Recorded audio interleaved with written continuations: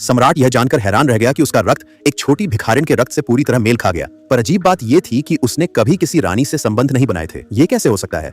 अगले ही पल उसके दिमाग में एक औरत का चेहरा उभर आया। असल में 10 साल पहले सम्राट जब वेश बदलकर दक्षिण जियांगनान गया था, तब उसकी मुलाकात एक अमीर व्यापारी की बेटी से हुई थी। उससे लगा था कि वह औरत उसकी जिंदगी का सच्चा प्यार है, मगर अचानक उस औरत ने उनकी निशानी तोड़ दी और किसी और के रथ पर चढ़कर चली गई। सम्राट उस पर बहुत गुस्सा हुआ और उससे नफरत करने लगा, लेकिन उसे यह नहीं पता था कि उस औरत को उसके मामा ने एक साजिश में उलझा दिया था, जिससे वह बड़ी सजा से नहीं बच सकी, और उसी औरत ने उसे बचाने के लिए जानबूझकर उसे नाराज कर दूर कर दिया।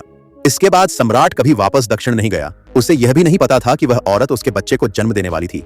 बच्ची को जन्म देने के बाद औरत को मामा ने झूठे आरोप लगाकर जेल में डलवा दिया। 10 साल बीत गए। अब वो लड़की अपनी मां को जेल से छुड़ाने के लिए रोज अपने पिता की तलाश में बाहर निकलती। एक दिन जब सम्राट भ्रमण पर निकला तो लड़की ने रथ में बैठे सम्राट को देख लिया और उसे पहचान लिया। उत्साहित होकर वह दौड़ते हुए रथ को रोकने पहुंची, पर जब लड़की ने कहा कि वह उसकी बेटी है, सम्राट ने यकीन नहीं किया, क्योंकि 10 सालों में उसकी एक भी रानी नहीं थी। जब लड़की ने अपनी मां की तस्वीर दिखाई तो सम्राट को यकीन होने की बजाय लगा कि यह कोई चाल है। वह तुरंत पलटा और जाने लगा, लेकिन लड़की ने उसका हाथ पकड़ लिया। रास्ते में लोगों की बातें सुनकर सम्राट का मन पूरी तरह बदल गया और उसने लड़की की बातों में कोई दिलचस्पी नहीं दिखाई और चला गया। पर सम्राट का छोटा भाई, जो लंबे समय से सम्राट के वारिस न होने से चिंतित था, उसने सोचा क्यों न एक बार जांच करवा ली जाए, और लड़की को अगले दिन अपने महल बुलाया। फिर लड़की 1 महीने से जो थोड़े थोड़े पैसे इकट्ठे कर रही थी, उन्हें लेकर जेल में मां से मिलने पहुंची। मां को अब तक नहीं पता था कि उस बच्ची का पिता खुद सम्राट है, इसलिए वह बेटी को समझाती है कि अगर उसके पिता मिल भी जाएं तो वापस लौटकर उसे मां को ना देखे। अगले दिन लड़की वादे के अनुसार राजकुमार के महल पहुंचती है और उसके सामने कटोरे में अपना रक्त टपकाती है। राजकुमार फिर कहता है कि वह घर जाकर परिणाम का इंतजार करे।